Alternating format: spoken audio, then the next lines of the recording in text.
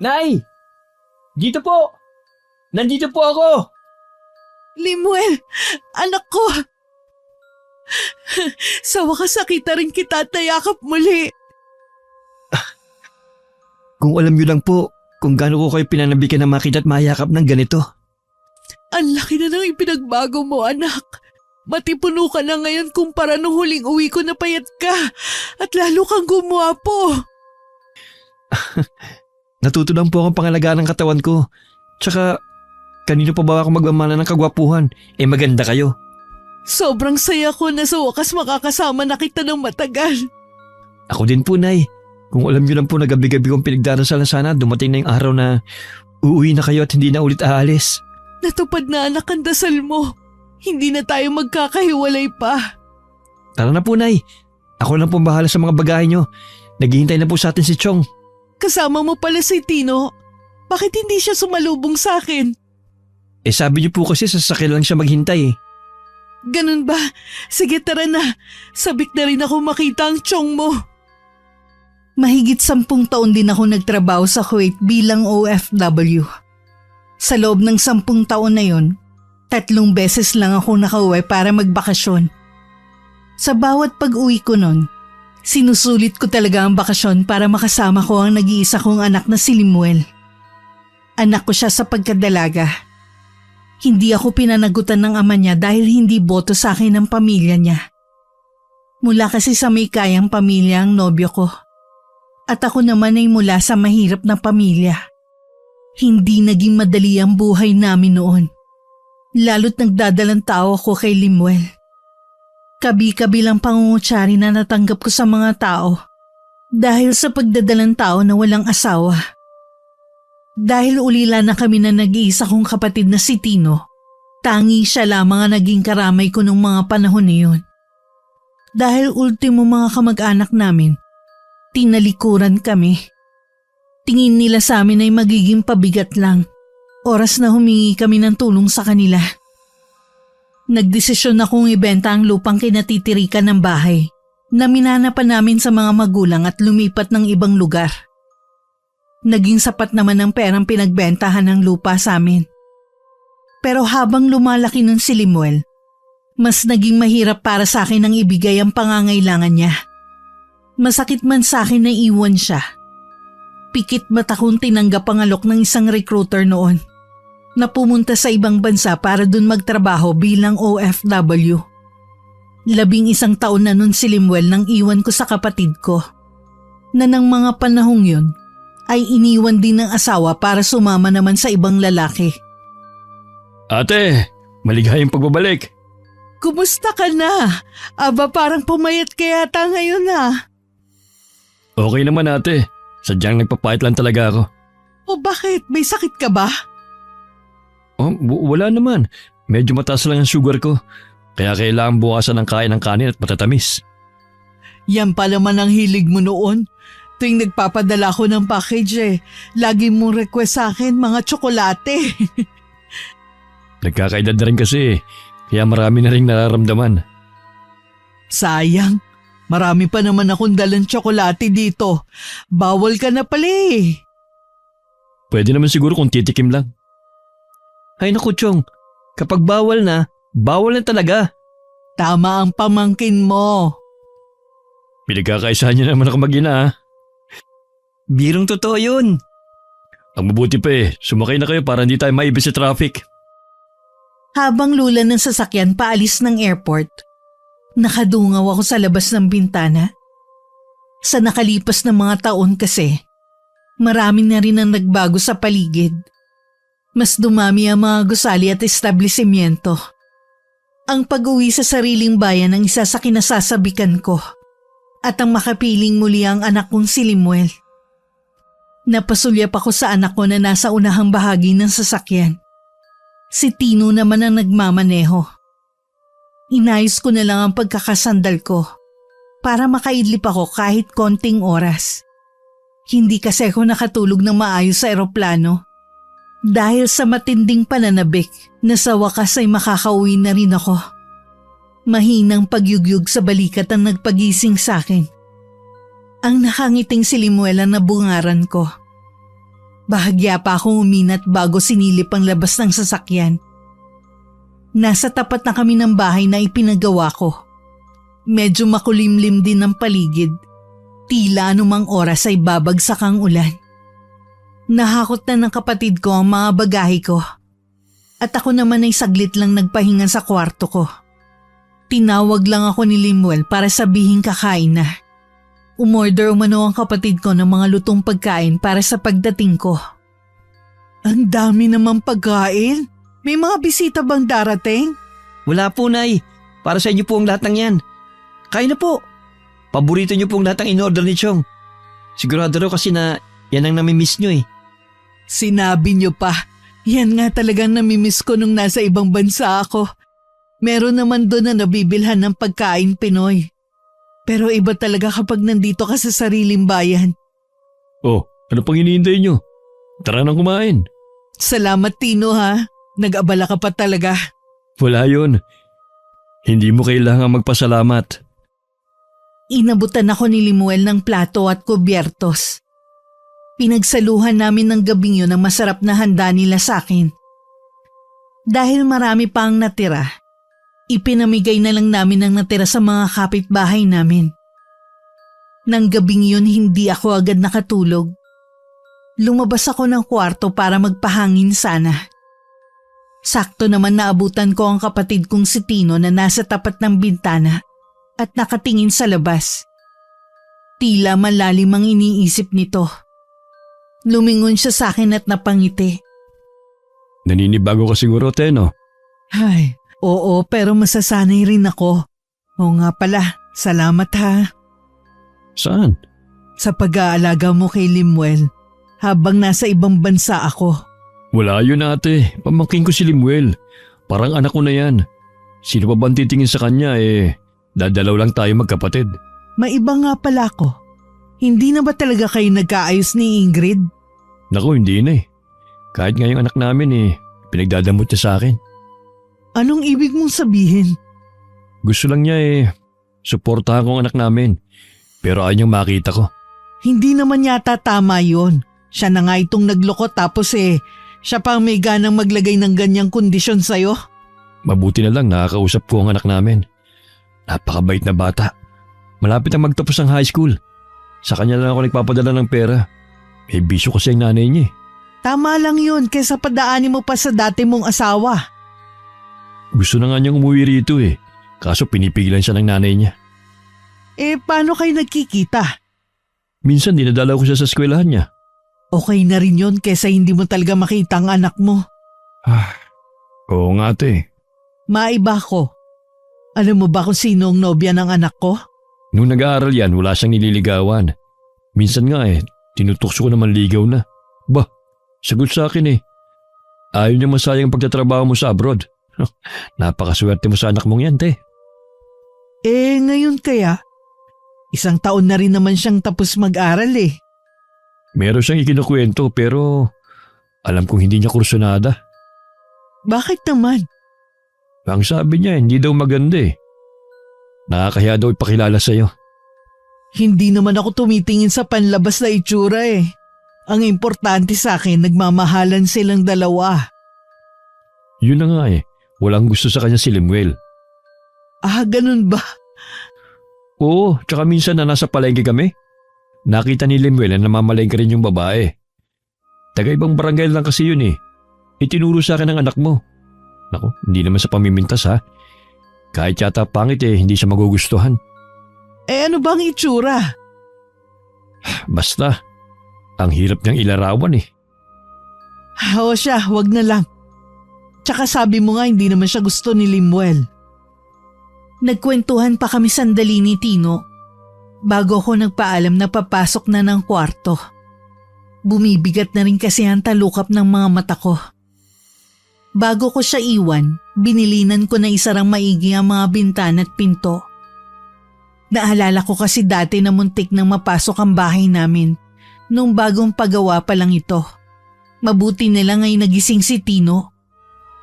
Bago pumasok sa kwarto, sinilip ko muna si Limuel sa kwarto niya.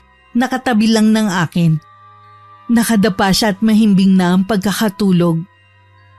Kinabukasan naman, maaga akong nagising para ipagluto si Limuel bago siya pumasok sa munisipyo sa bayan kung saan siya nagtatrabaho.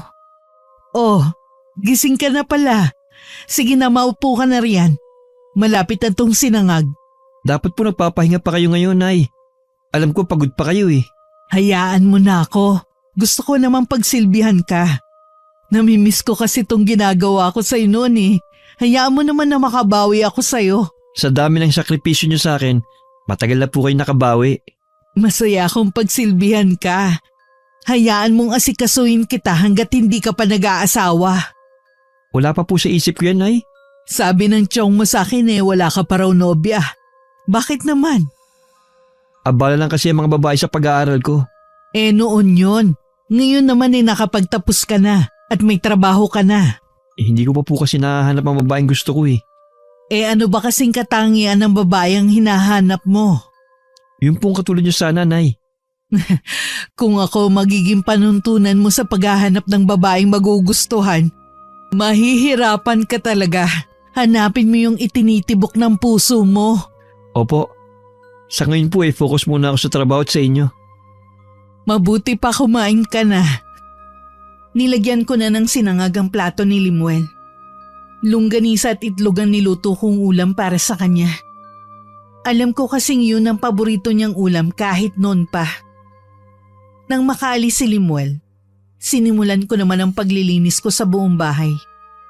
Inuna ko muna ang kwarto niya.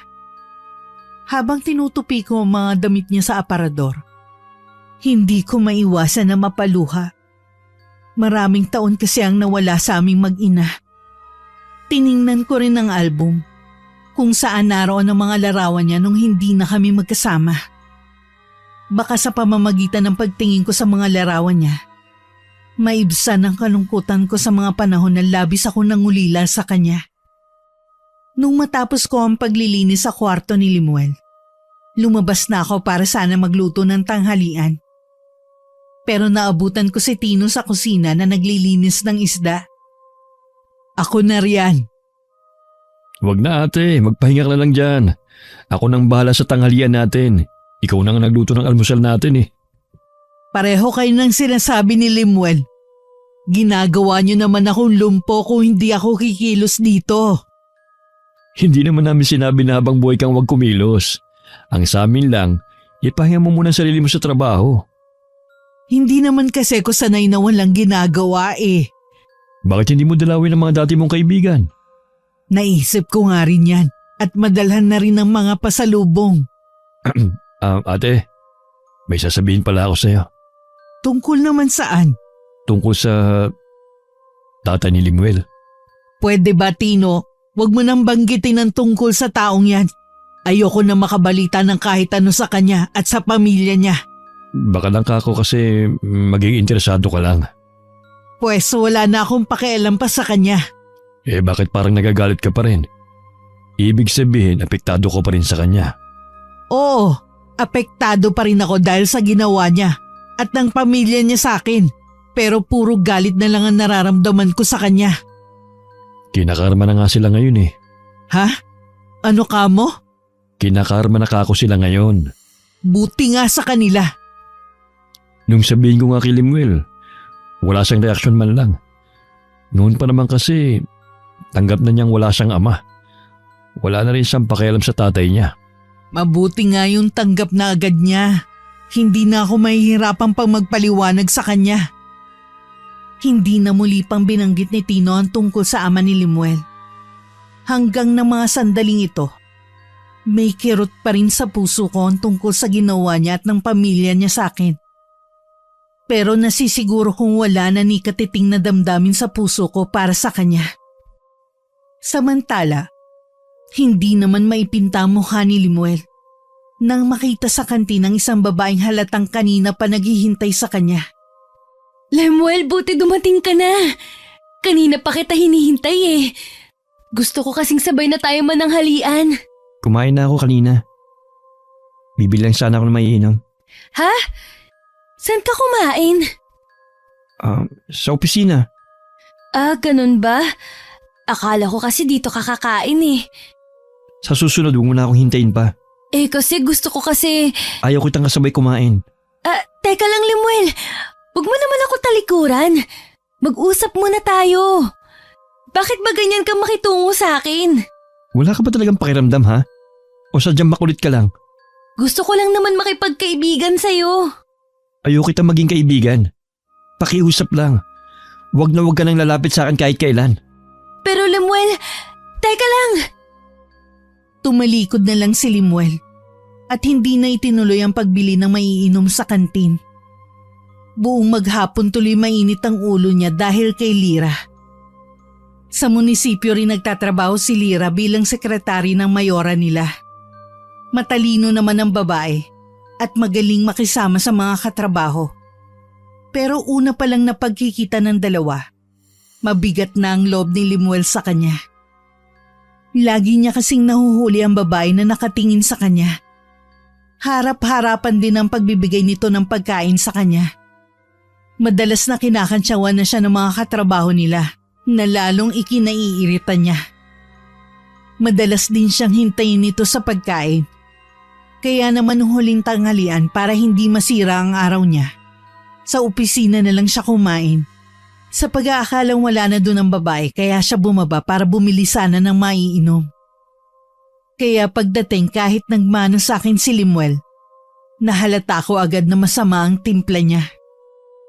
Oh, may nangyari ba sa trabaho, anak? Wala naman po, Nay. Pagod lang po. Magmerienda ka muna. Nagluto ako ng turon dyan. Mamaya na lang po siguro.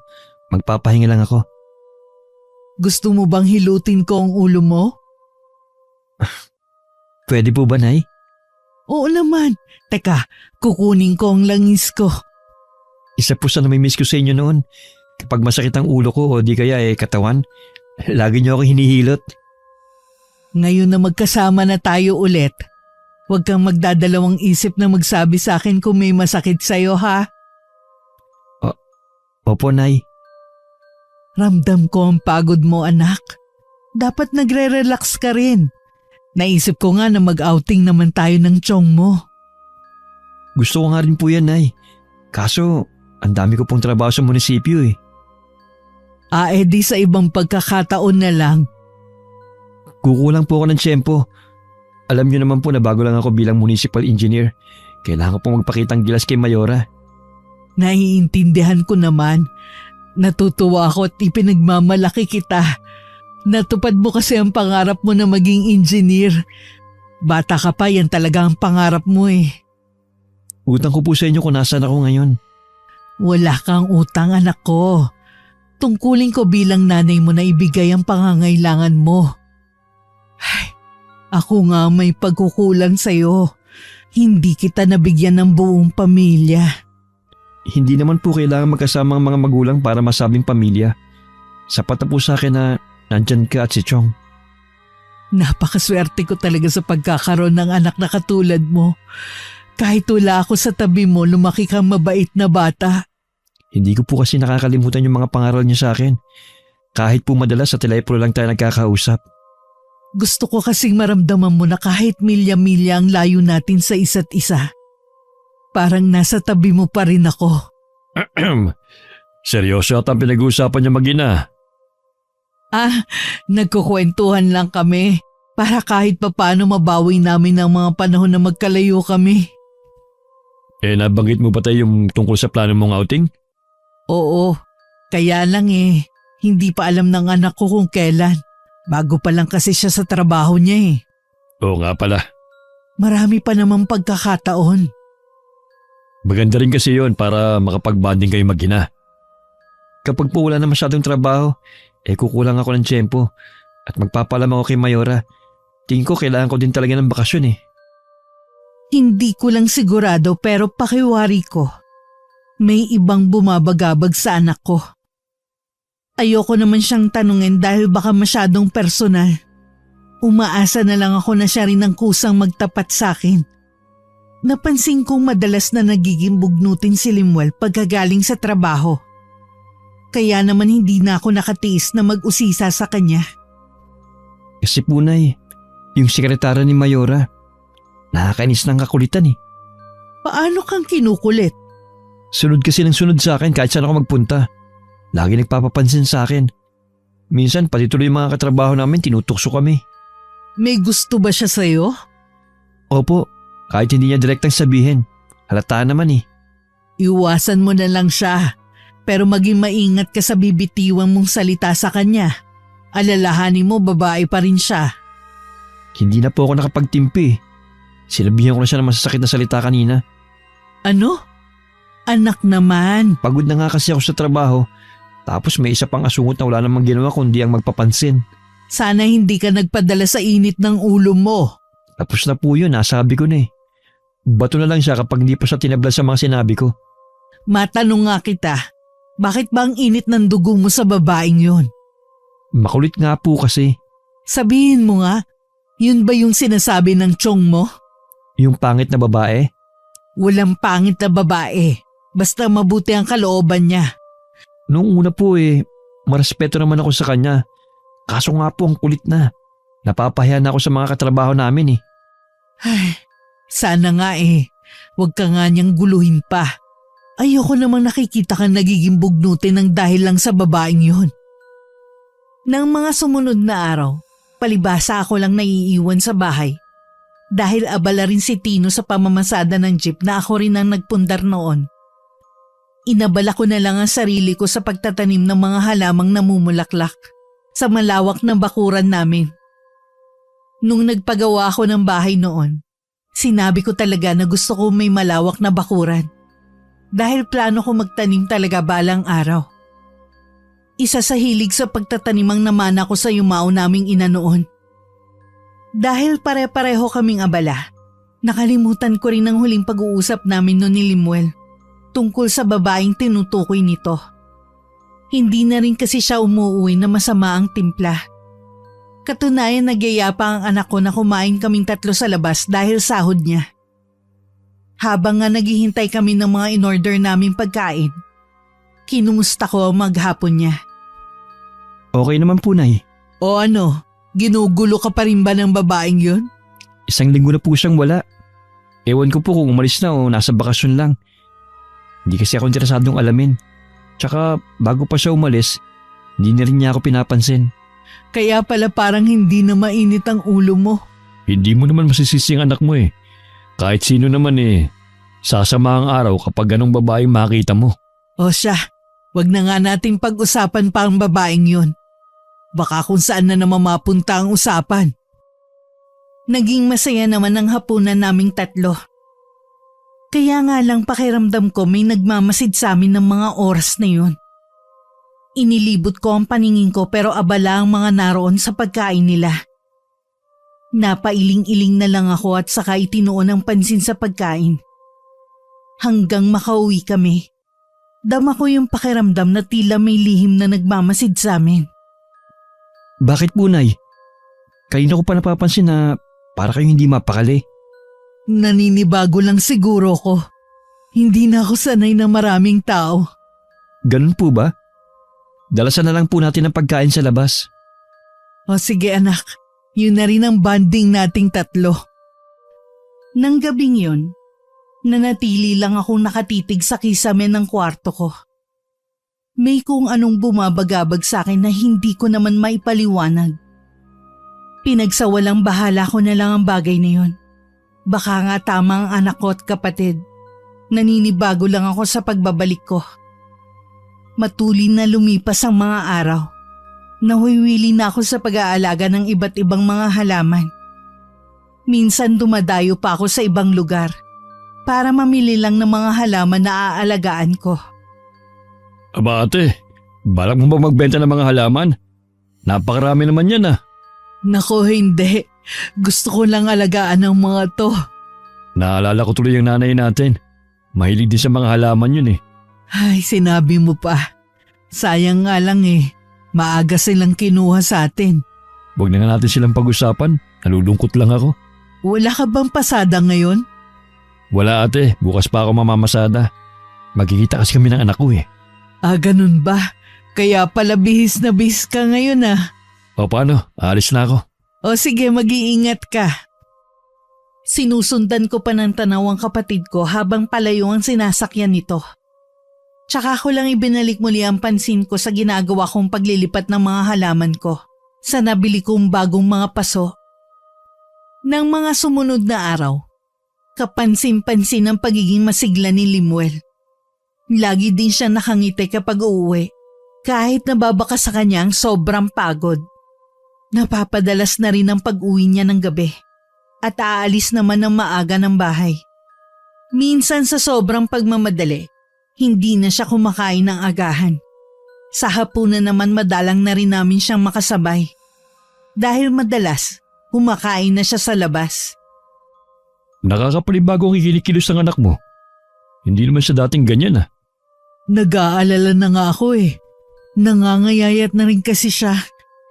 Hindi kaya may nobya ng anak mo? Di sana sinabi niya na sa atin. Sa bagay nga, hindi naman maglilihim sa atin ang batang yan. Pero kailangan ko pa rin alamin ang ibang ginagawa niya. Baka naman kasi magkasakit siya. Sumang-ayon naman sa akin ang kapatid ko. Nang araw na yun, hinintay ko ang pagdating ni Limuel galing trabaho. Nakakaramdam na ako ng antok pero hindi pa rin siya dumarating. Pasado 11:00 na nang makarinig ako ng pumaradang sasakyan sa labas ng bahay.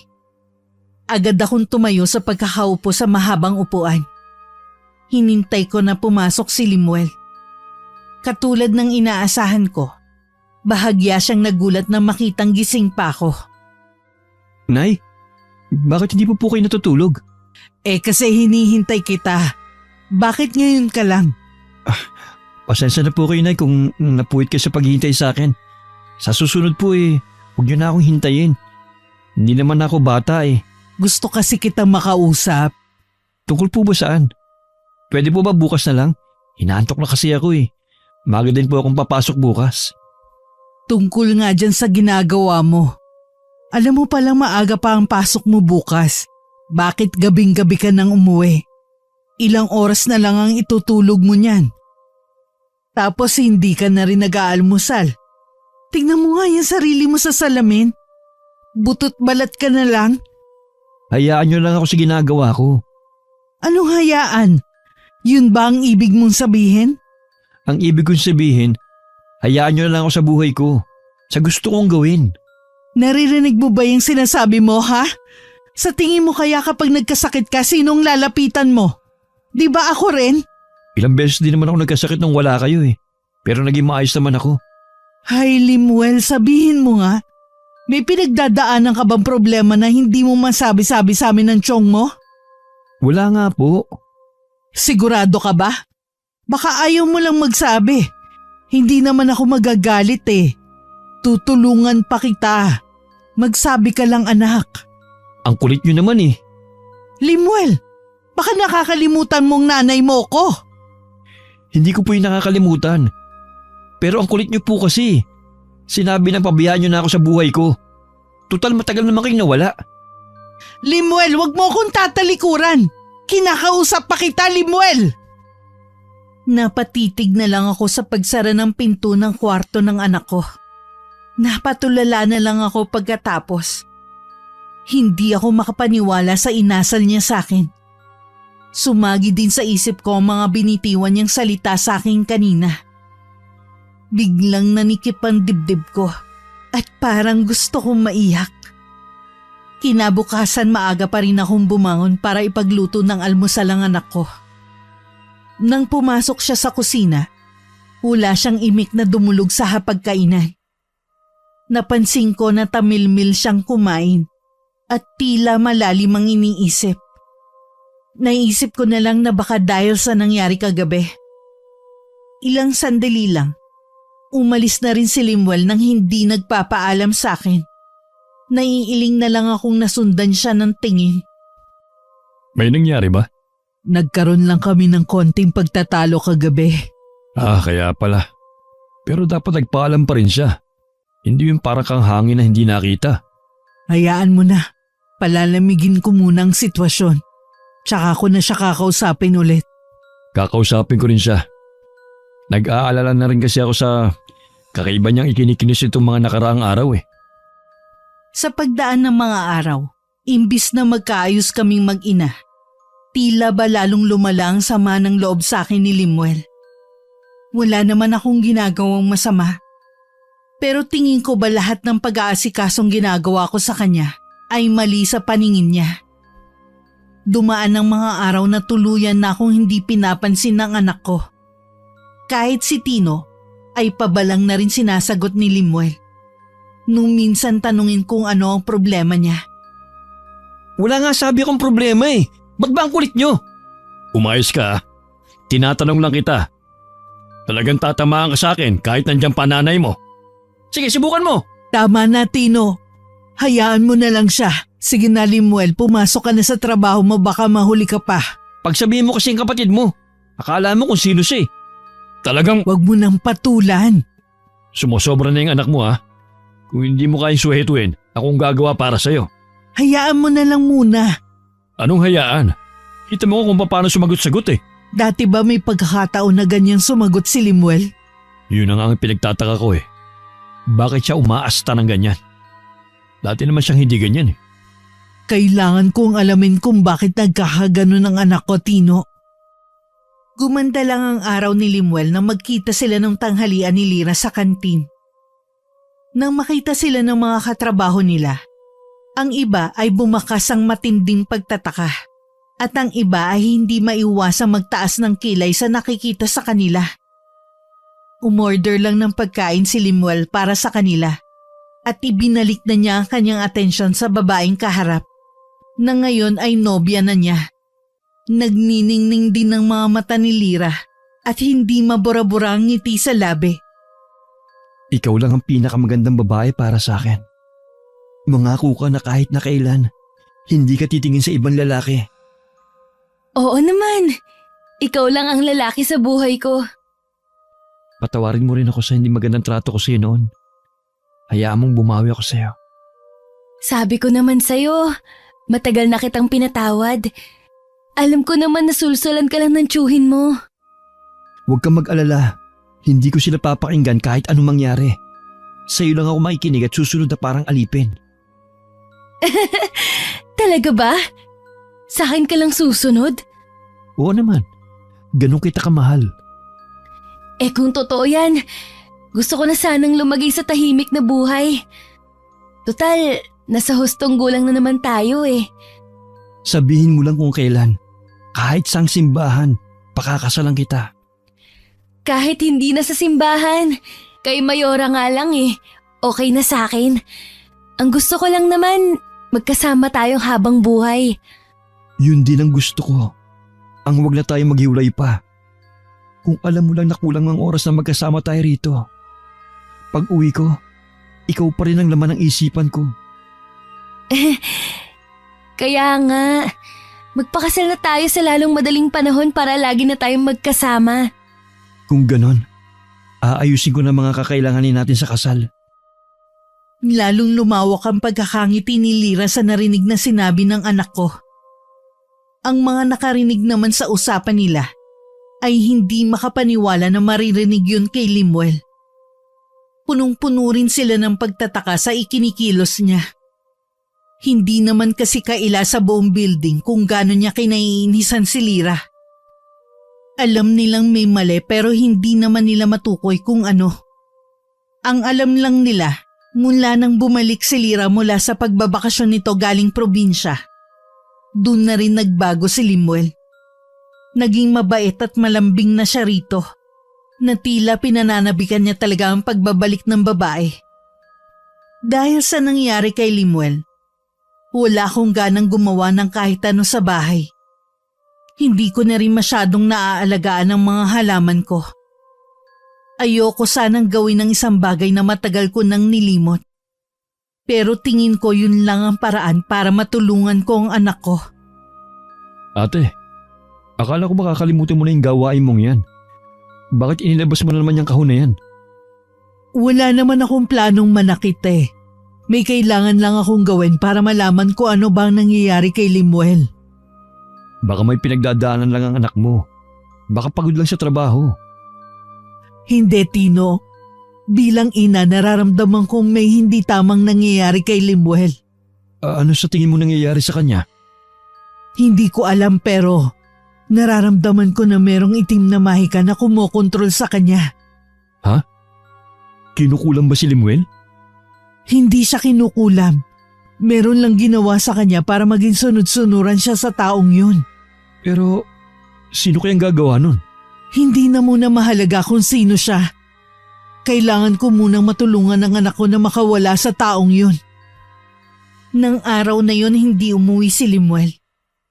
Hanggang inabot na ng 3 araw. Sa labis kong pag-aalala, nagpasama ako kay Tino sa munisipyo kung saan nagtatrabaho si Limuel. Ngunit ni isa sa kanila ay walang alam kung nasa ng anak ko. Maging sila man ay nagtataka daw sa naging pagbabago sa ugali nito. Wala na raw makalapit pa dito dahil lahat kagalit. Wala kaming pagpipilian kundi umuwi na muna sa bahay. Kaya ganun na lang ang gulat namin na madatnan namin si Limuel doon. Limuel, bakit ngayon ka lang umuwi? Sobrang nag-aalala kami sa'yo. May importante lang po akong inaasikaso. Aalis din po kagad ako. Ha? Pero kararating mo lang ah. May importante nga akong inaasikaso eh. Ano ba yung inaasikaso mong importante ha? Basta po, kailangan ko nang umalis. Hindi ka aalis hanggat hindi mo ipinapaliwanag kung ano ba yung inaasikaso mo. At kailangan mo pang mawala ng ilang araw. Para kang walang kasama sa bahay ah. Ano kami ng tiyong mo? Tau-tauhan mo? Nasa hustong gulang na ako. Eh ano ngayon? Nanay mo pa rin ako. Karapatan ko malaman ang mga pinagagagawa mo. Tsaka ano yung nasa envelope na yan? Bitiwan niyo po yan. Wala kayong… Teka, ano tong mga dokumento na to? Saan mo gagamitin? Ate, mukhang nagbabalak na magpakasal ng anak mo. Ano? Kaya ba sinasabi mong nasa hustong gulang ka na? Opo, at hindi niyo ako mapipigilan. Hindi ka naman pinipigilan eh. Pero bakit kailangan mong ilihim? Hayaan niyo lang ako sa gusto ko. Hinahayaan ka naman namin eh. Hindi ko lang maintindihan kung bakit hindi mo sinasabi na may bala ka na palang mag-asawa. Ipakilala mo sa amin ang babaeng yan. Hindi po maaari. Tiyak naman natututol kayo eh. Bakit naman kami tututol? Kung nagmamahalan kayo, walang magiging problema sa akin. Yung babae na ba yan ang dahilan ng bigla mong pagbabago? Huwag niyo po siyang pagbibintangan ng ganyan. Wala po siyang kinalaman sa pagbabago ko. Eh bakit hindi mo siya iharap sa amin? Hindi po pwede. Pues, hindi mo makukuha mga dokumento na to hanggat hindi mo ipinapakilala ang babaeng yan. Hindi niyo magagawa yan sa akin. Huwag niyo kaming paglayuin. Hindi ko kayo pinaglalayo. Gusto ko lang siyang makilala para mabasbasan ko rin ang relasyon nyo. Nakikiusap po ako, Nay. Narinig mo bang sinabi ko? Parang batang humihikbi pa ang anak ko na tinalikuran kami. Pumasok siya sa kwarto niya at nagkulong doon. Nang lumapit ako sa may pinto, may narinig akong kausap niya sa kanyang cellphone. Parang nagsusumbong siya dito habang umiiyak. Napagtanto ko ng mga sandaling yun na tama nga ang kutob ko. Hindi na ako nag-aksaya pa ng panahon. Agad ko nang inihanda ang mga kakailanganin ko para agad kong malunasan si Limuel. Tutol naman si Tino sa plano kong gawin. Baka pwedeng humingi lang tayo ng tulong sa ibang manggagamot. Bakit pa? Kaya ko naman pagalingin ang anak ko. Ayoko lang kasi na yan na magtulak sa'yo para bumalik sa dati mong gawain. Nangako ka, ate. Gagamutin ko lang si Limuel. Wala akong balak bumalik sa ginagawa kong pangungulam. Sige na nga. Pero pagkatapos, itago mo na ulit ang kahon na yan, ha? Huwag kang mag-alala. Wala akong balak balikan ng nakaraan. Sana nga. Ayoko lang kasi na matulad ka kay inay. Batid mo naman kung anong ikinamatay niya. Nakahanap siya ng magaling na katapat. Huwag mo nang ipaalala ang nangyari kay inay. Bakit wag? Kung yun lang ang paraan para hindi mo na maisipan pang balikan ang ginagawa mo dati. Kung magsalita ka parang hindi ka naniniwala sa akin ah. Naniniwala naman ako. Kaya lang, gusto ko pa rin paalalahanan ka. Baka kasi dahil kay Limuel makalimot ka. Nang maiwan akong mag-isa, tsaka ako kinuha ang itim na libro na galing kay inay. Binuklat-buklat ko yun hanggang mapunta sa pinakahuling pahina. May binasa ko doon na isang orasyon na kailangan ko. Nung gabing yun, nagpasabi ako kay Tino na wag akong aabalahin. Ang inay po? Ay, nasa kanyang kwarto. Nagpasabi na wag muna siyang aabalahin. May kailangan ka ba sa kanya? Meron po sana Hihingin ko yung dokumento sa kanya. Hindi mo ba naiintindihan ang sinasabi ng nanay mo, ha? Ipakilala mo muna sa kanya ang babaeng yon. Ipapakilala ko din naman po pero hindi pa sa ngayon. Sino ba kasing babaeng yon? Saan mo nakilala? Basta po. Anong basta? Kita mo nga ang pagbabago dyan sa ugali mo nang dahil sa babaeng yon. Natuto kang sumagot ng pabalang sa nanay mo. Sumusobra naman kasi si nanay paminsan Ano? Nanay mo pa ang sumusobra sa lagay na yan? Huwag na po tayo magtalo pa, Chong. Mabuti pa. Matutulog na lang ako. Di ka na ba maghahapunan? Hindi na po. Itutulog na lang ang hapunan. O siya, bahala ka na nga. Hindi naman ako magugutom kundi ikaw. Hindi rin makakain si Tino ng hapunan, kaya itinabi na lang niya ang ulam. Hindi rin siya makatulog sa labis na pag-aalala. Hinintay na lang niya akong lumabas ng kwarto ko. Malapit na nun maghating gabi. Naabutan ko pa siyang naghihikab sa may sofa. Tumayo siya nang makita ko. Sumenyas ako sa kanya na huwag maingay. Tumango naman siya sa akin. Pabulong lang din ang aming naging pag-uusap. Tanging-tango lamang ang naisagot ng kapatid ko sa lahat ng mga sinabi ko. Kinabukasan, maaga akong bumangon kahit puyat ng nagdaang gabi. Niluto ko lahat ng ulam na paboritong almusalin ng anak ko. Lahat ng iyon ay nilagyan ko ng sangkap na ako lang ang nakakaalam. Nang pumasok siya sa kusina, matamis akong ngumiti sa kanya. Niluto ko lahat ng paborito mo. Halika na anak. Nay, pwede po bang ibigay niyo na sa akin yung mga dokumento na kailangan ko? Oo naman, ibibigay ko sa iyo ang hinihingi mo. Talaga po? Pwede po bang inyo na ibigay? Sige, ibibigay ko sa iyo pero kumain ka muna. Paano ko makakatiyak na ibibigay niyo nga? Wala ka bang tiwala sa nanay mo? Meron naman po kaya lang. Sige na, maupo ka rito. Masarap ang mga hinanda ko sa iyo. Masarap ang sinangag habang mainit pa. Sige po, kakain na ako. Habang kumakain ka, kukunin ko na ang hinihingi mo. Lihim akong napangiti nang makitang sumandok ng sinangag at ulam si Limuel. Sunod-sunod din ang kanyang ginawang pagsubo. Kitang-kita sa mukha nito na nasarapan sa niluto ko. Habang abala siya sa pagkain, masigla naman akong pumasok sa kwarto ko at saka kinuha ang envelope na nasa higaan ko. Paglabas ko, sarap na sarap pa rin sa pagkain ng anak ko.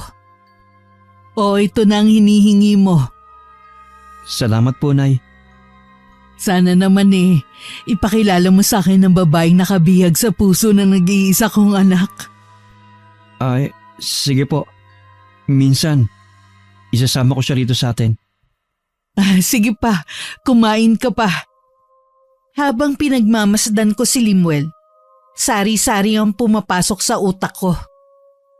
Ilang sandali lang, umayaw na ang anak ko sa pagkain niya. Nagpaalam na siyang papasok sa trabaho. Nilapitan ko siya at saka dinampian ng halik sa noo. Isang bulong ang ginawa ko pagkatapos. Hanggang sa pag-alis ni Limuel, sinundan ko pa siya ng tanaw hanggang labas. Noon lang din pumasok si Tino. Ano nangyari? Wala pa, maghintay na lang tayo. Kahit ako napapaisip sa babaeng yun Bakit kaya kailangan pa niyang gayumahin si Limuel? Hindi ko rin alam pero mali siya ng taong ginayuma. Siguro, matindi lang pagkakagusto niya sa anak mo. Magandang lalaki naman kasi at may magandang trabaho pa. Hindi sapat na dahilan yun para gawin niya yun sa anak ko. Sana lang ate, wag mo nang gantihan yung babaeng yan. Wala akong balak gumante. Gusto ko lang namang gumaling ang anak ko. Mabuti naman kung ganon. Tahimik na kasi tayo namumuhay dito. Huwag na natin gayahin pa ang ginawa ni inay noon. Oo naman. Ayoko namang kasuklaman ako ni Limuel oras na malaman niya ang tungkol sa nakaraan ko. Natitiyak kung hindi yun gagawin ng anak mo. Mahal na mahal ka nun. Ano na kaya ang nangyayari sa kanya ngayon? Magkaharap na kaya sila ng babaeng yun? Hindi talaga pumasok ng araw na yun si Limuel. Dumiretso siya sa tagpuan nila ni Lira. Halos kalahating oras din siya naghintay bago dumating ang nobya. Mahigpit na yakap naman ang sinalubong ni Lira sa anak ko na biglang natigilan na matitigan ng babae. O bakit para kang nakakita ng multo? Lira? Ako nga. Wala nang iba. Bakit ka ba ganyan? Anong ginagawa mo rito? Ha? Ano bang sinasabi mo? Alisin mo nga pagkakayakap mo sa bewang ko. Lemuel, ano bang nangyayari sa'yo? Walang nangyayari sa akin. Ikaw ang tinatanong ko kung anong ginagawa mo rito. Di ba nga magkikita tayo ngayon para planuhin ang pagpapakasal natin? Ano ka mo? Kasal? Magpapakasal tayo? Baliw ka na nga yata. Lemuel naman, totoong sinasabi ko. Plano na natin magpakasal. Baliw ka na nga talaga. Di makita ka nga. Nasusuka na ako. Magpapakasal pa ako sa'yo? Hindi kaya wala ng bisa ang… Ano sinasabi mo? Magtapat ka nga. May ginawa ka ba sa akin para madala mo ako dito lang hindi ko namamalayan? Wala. Ikaw ang nagdala sa akin dito. Sabi mo pa nga, ito ang magiging poga ng pagmamahalan natin. Ibig mong sabihin? Maniwala ka sa akin. Nagmamahalan tayo. Marami na tayong mga plano. Hindi. Hindi ko alam ang mga sinasabi mo. Sinabi lang lumayo ka sa akin. Ano bang gusto mong gawin ko? Para maniwala ka ulit sa akin. Huwag mo muna akong kausapin. Naguguluhan lang ako lalo. Isa lang ang alam ko. Kahit kailan, hindi kita magugustuhan. Kaya wag na wag mo nang babanggitin ang sinasabi mong kasal. Yun naman ang totoo eh. Dala mo pa nga mga dokumento na kailangan natin sa kasal natin eh. Ayan o, yung hawak mong envelope. Tignan mo pa. Imposible yung mga sinasabi mo. Sadya lang talagang ilusyonada ka. Akin na yung envelope na yan. Ipapakita ko sa'yo na totoong sinasabi ko. Ha? Ano to? Bakit puro mga itim na papel to? Bakit ito ang laman ng envelope mo? Nasaan ang sinasabi mo mga dokumentong dala ko? Sinungaling ka talagang babae ka. Maniwala ka sa akin, Limuel. Nagsasabi ako ng totoo. Alam mo ikaw, matagal na ako nagtitimpi sa iyo eh. Akala ko naman, nang umuwi ka sa probinsya nyo, patatahimikin mo na ako. Hindi pa pala. Tumingin ka sa akin. Sabihin mong biro lang lahat ng to. Mahal mo ako, di ba? Mahal mo na ako, di ba? Pantalan mo na ako ha. Kahit na kailan, hindi ako magkakagusto sa isang pangit na tulad mo. Limuel, wag mo naman akong ipagtulakan. Nakikiusap ako sa'yo. Huwag na huwag mo nang tangkay na magpakita pa sa akin. Ni lumapit sa akin. Nakakadiring kang pangitan mo. Hindi! Mahal mo ako, sabi mo! Tama na! Baliw kang babae ka! Huwag na huwag ko lang malaman na may ginawa ka sa akin dahil baka mapatay kitang babae ka. Wala naman akong ginawa sa'yo. Ako pa nga ang agrabyado sa ating dalawa eh. Mukha mo! Sa lagay na yan, ikaw ba palang agrabyado? Huwag ka naman magalit ng ganyan. Hindi ako sanay na pinagsasalitaan mo ako ng ganyan eh. E di umalis ka. Habang nakikita kita, lalo ako nasusuklam sa'yo. Lemuel, teka! Huwag mo naman akong talikuran. Saan ka pupunta? Wala ka ng pakialam. Mag-usap muna tayo. Nakikiusap ako sa'yo. Huwag mo kang mahawak-hawakan ng braso ko! Lumayo ka sa akin! Walang nagawa si Lyra sa galit na nakikita niya sa anak ko. Kulang na lang mag-apoy ang mga mata ni Limuel at tupukin siya. Nakita rin niya ang pagkuyom ng mga kamao nito. Batid niyang nagtitimpi lang si Limuel na huwag siyang mapagbuhatan ng kamay. Nang tinalikuran na siya ng anak ko, batid niyang yun na ang huling beses na makikita niya ito. Napahagulgol na lang siya ng malakas. Tila gumuho ang mundo niya ng mga oras na yun. Samantala, noon lang ulit ako nagkaroon ng panahon na asikasuhin muli ang mga halaman ko. Nagulat pa ako na may biglang yumakap sa akin mula sa likuran ko. Limuel, akala ko nasa trabaho ka. Hindi po ako pumasok sa trabaho. Saan ka nagpunta? Hindi ko po alam kung paano ko napunta sa lugar na yun eh. Kagaya ng hindi ko rin maalala ang mga nangyari ng mga nakaraang araw sa akin. Huwag mo munang isipin pa yon. Maaalala mo din yun balang araw. Mabigat lang po ang dibdib ko. Pakiramdam ko may nagawa ko sa inyo na pagkakasala. Meron po ba, Nay? Kung meron man, hindi ako nagagalit. Pinatawad na rin kita. Alam ko naman na hindi mo yun sinasadya eh. Kung ganun po eh, may nagawa nga akong masama sa inyo. Kalimutan mo na yun. Ang mabuti pasaluhan mo na lang ako magmerienda. Sige po. Bumalik na ulit ang samahan naming mag-ina. Parang masamang panaginip lang ang nangyari nun sa anak ko. Pumasok na rin siya agad sa trabaho at doon niya nalaman ang mga ginawa sa kanya ni Lyra. Marami ang nagkwento sa kanya kung paano sila naging malapit ni Lyra. Umaasta raw na para silang magnobyo. Malimit din umano siyang magalit sa mga taong nagsasabing pangit ang babae. Sa mga narinig sa mga katrabaho, doon niya na sigurong meron ngang ginawa sa kanya si Lyra. Hindi lang niya matukoy kung ano. Nang araw na yun, hindi pumasok si Lyra at maging ng mga sumunod na araw na hindi na ipinagtaka ni Limuel. Mas ginusto na rin niya yon para hindi na laging masira ang araw niya. Nang mga sumunod na araw, akala ni Limuel wala na siyang problema. Pero nagising siyang inaapoy ng lagnat. Nagkaroon din ng pantal-pantal na pula ang kanyang balat. Para yung mamaso sa bata. Mabuti pa eh, pumunta muna ako sa butika para bumili ng gamot. Hindi gamot ang kailangan ng anak ko, Tino. Anong ibig mong sabihin? Gustuhin ko mang kalimutan ang madilim kong nakaraan. Tila hindi sumasang-ayon ang mga pangyayari. Huwag mong sabihin na kinukulam si Limuel. Oo, Tino. Oras na gumaling ang anak ko, ibabalik ko sa taong yun ang binigay niyang kulam sa anak ko. Bakit ba hindi tayo tantanan ng mga ganitong problema? Dahil yun na ang nakaguhit sa ating kapalaran. Hindi ba pwedeng gamutin na lang si Limuel? Pero huwag ka nang gumante. Hindi maaari. Hindi ko palalampasin ang ginawa niya sa anak ko. Hindi ka ba natatakot na maaaring matulad ka sa ating ina? Paano si Limuel kapag may masamang nangyari sa'yo? Magkaiba naman kami ni inay. Siya ginawa niyang hanap buhay ang pangungulam noon.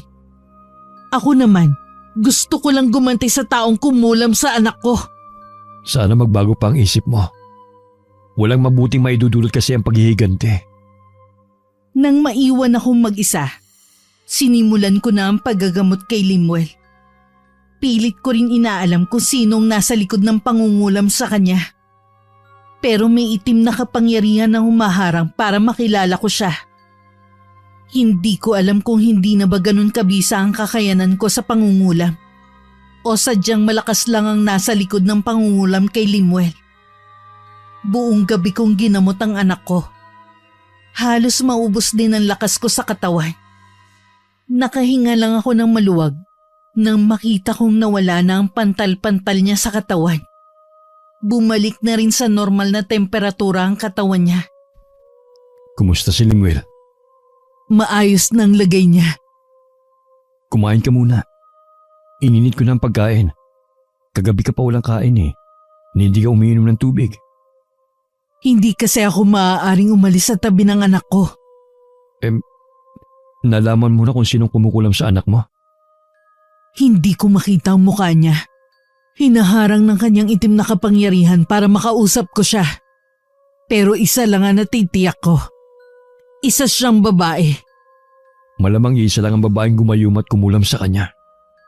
Sino nga kaya siya? Naiwan sa aking isipan ang katanungan kong yun. Nang magising si Lemuel, sinabi ko sa kanya ang nangyari. Nung una hindi siya naniniwala. Baka daw may iba siyang sakit. Hindi ko nalang ipinilit ang sakin. Ang mahalaga naman ay magaling na siya. Akala ko pa naman ay wala ng problema ang anak ko. Pero nung hapon na umuwi siya ng bahay, napansin ko agad na masama ang timpla niya. May problema ba sa trabaho? Wala naman po, Nay. Bakit sambakol na naman ang mukha mo? Gusto ko na pong umalis sa trabaho. Ha? Bakit naman?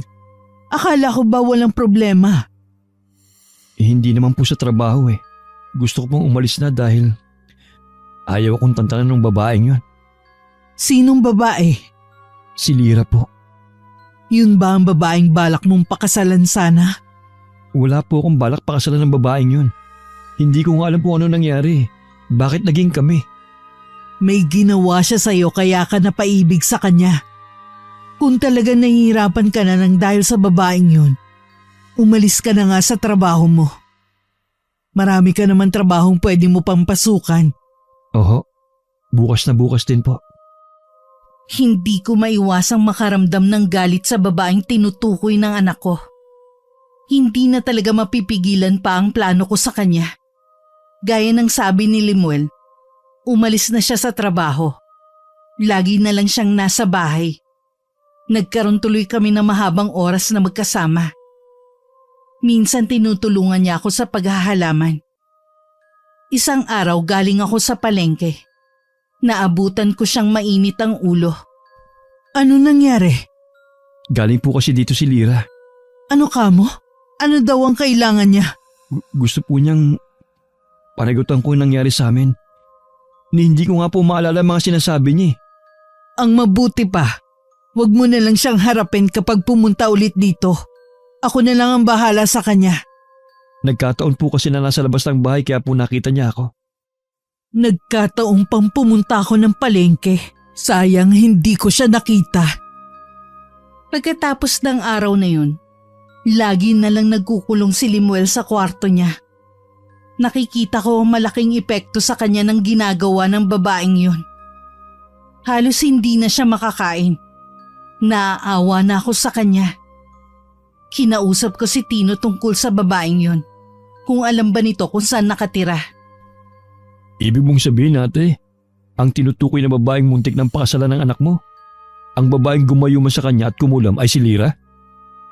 Kilala mo ba siya? Yun nga yung babaeng pangit na sinasabi ko sa'yo. Yung habol ang habol kay Lemuel. Akala ko naman ibang babae na. Siya pa rin pala. Tibay din naman ang babaeng pangit na yun. Kung gaano pala kapangit ang itsura niya, ganun din pala ang pag-uugali niya. Hindi na siya nahiya. Makailang beses siyang pinagtabuyan ni Lemuel noon. Sadya talagang pinagsisiksikan niya ang sarili niya sa taong sukang-suka naman sa kanya. Alam mo ba kung saan siya nakatira? Sa pagkakaalam ko lang sa kabilang barangay. Pero hindi ko alam kung saan ang saktong lugar. Balak mo bang puntahan siya? Oo. Wag na ate. Mahirap kung ikaw pupunta sa teritoryo ng kaaway. Ganyan ang nangyari kay inay noon. Anong gusto mong gawin ko? Ang tumunganga na lang? Walang gawin? Nahihirapan na si Lemuel ng dahil sa babaeng yun. Kilala ko ang babaeng yun. Hindi nun titigilan si Lemuel. Tiyak na babalik ulit yun dito sa bahay. Sige lang, bumalik siya rito. At ako na ang makakaharap niya. Sa loob ng 1 linggo, hindi nagpunta sa amin si Lira. Kung kailan namang handang-handa na ako sa pagharap sa kanya, tsaka hindi nagpakita. Hindi ko alam kung sadyang malakas lang ang pakiramdam niya, kaya alam niyang merong mangyayari sa kanya. Sa kabila ng masamang plano ko, pumabor pa rin sa akin ng pagkakataon. Isang umaga, balak ko sanang puntahan ang binibilhan ko ng mga halaman. Tumawag kasi siya sa akin at sinabing may bagong dating ng mga halaman. Baka raw magustuhan ko dahil galing ibang bansa. Ngunit hindi agad ako nakaalis ng araw na yun. Isang babaeng dumating, ako ang nagbukas ng tarangkahan. Hinagod ko agad siya ng tingin. Kinutuban agad ako na siya nga si Lyra. Tama nga ang pagkukwento ng kapatid ko tungkol sa babae. Pandak at may kabataan ito. Maitim din ang balat.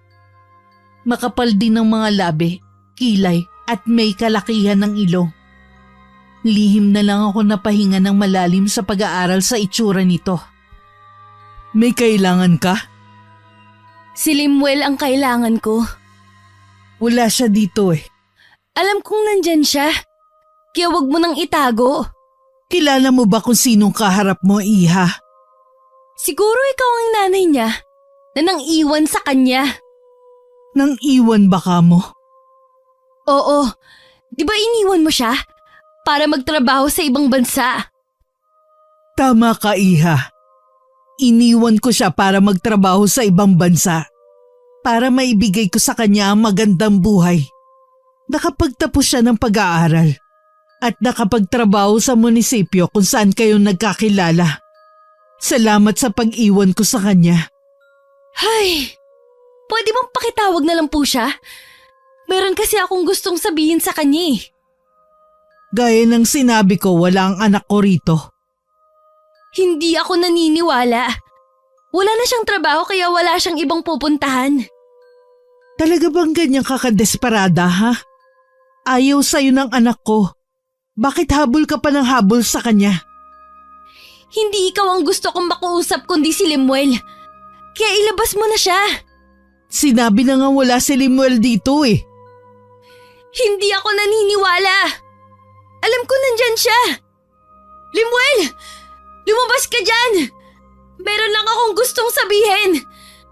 Kausapin mo naman ako. Huwag mo akong pagtaguan. Hindi ka ba talagang makaintindi? Wala dito si Lemuel.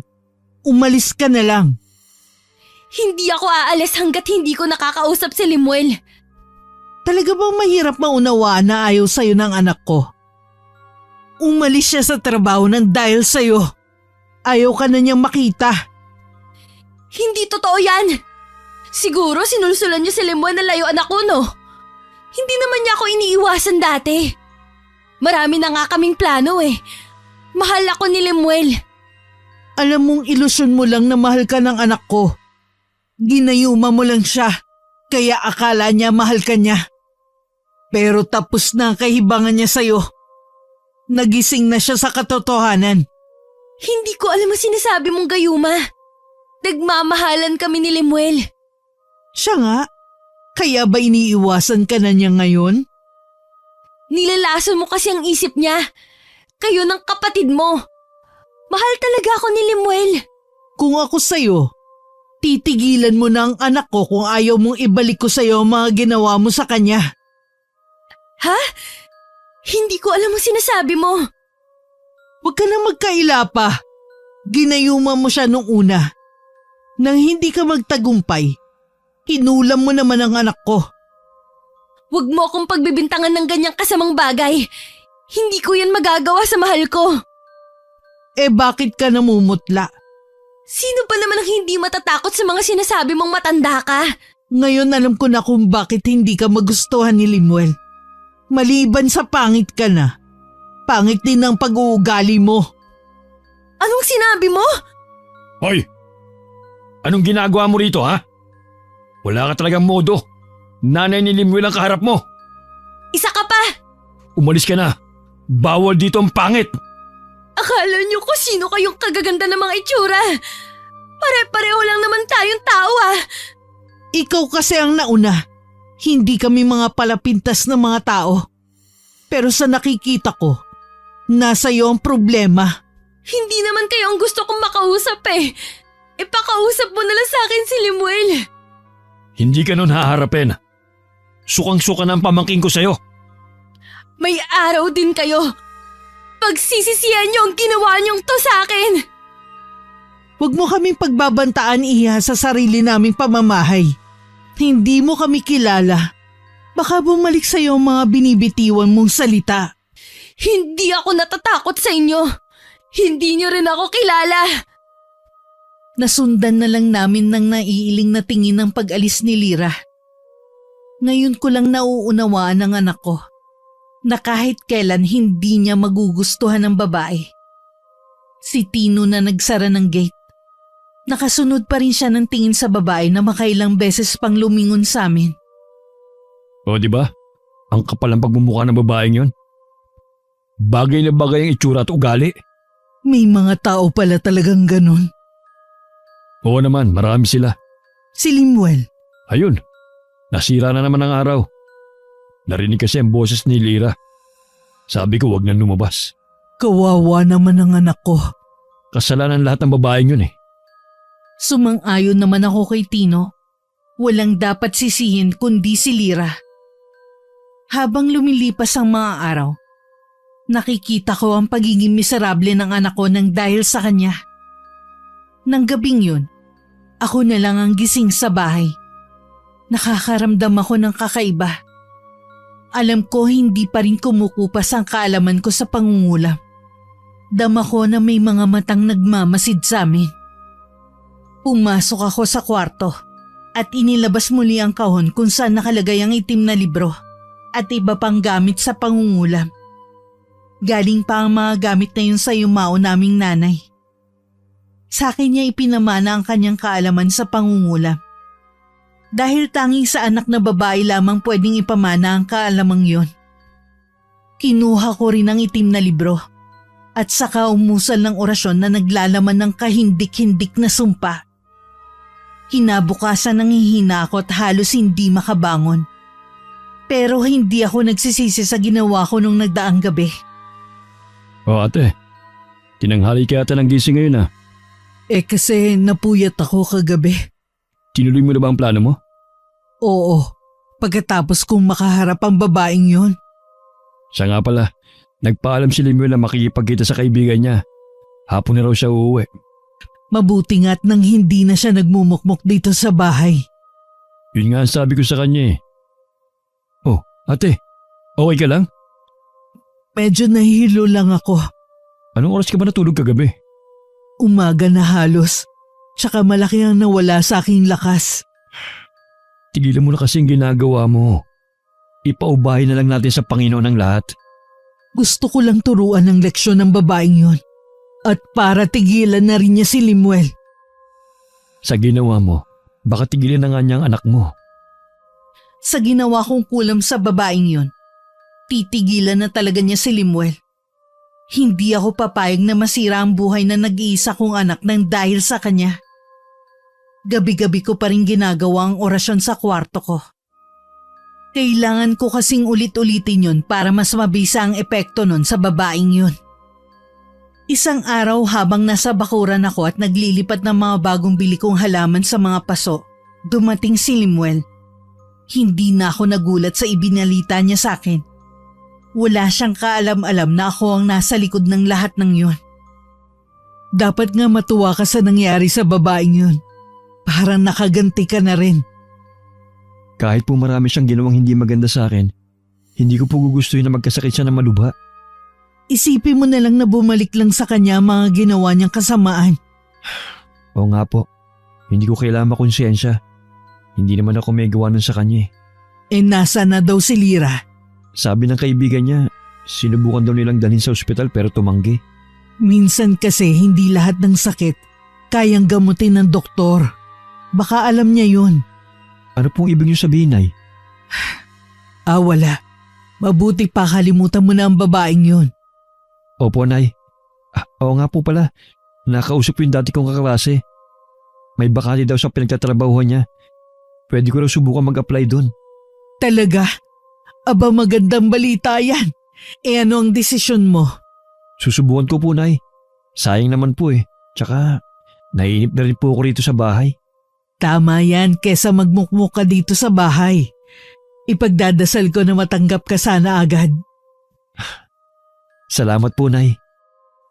Natanggap naman agad si Limuel sa inaplayan niyang trabaho.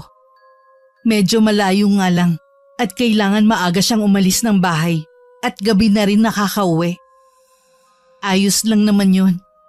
Para hindi siya nadadatnan ni Lira na patuloy pa rin sa pagpunta sa bahay. Katulad ng araw na yun. Naiiling na lang si Tino habang nakatanaw dito sa labas ng bakod namin. May sakit na nga. Sige pa rin ang punta rito.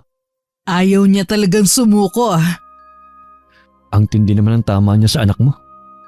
Na kay Limuel na kasi ang mga katangian na hinahanap ng isang babae. Kaya maswerte ang babaeng mamahalin ng anak ko. Ako na lang haharap sa kanya. O sige, marami pa kasi akong gagawin Sumabay na ako sa paglabas ng bahay kay Tino. Dumiretso ako sa mga halaman ko.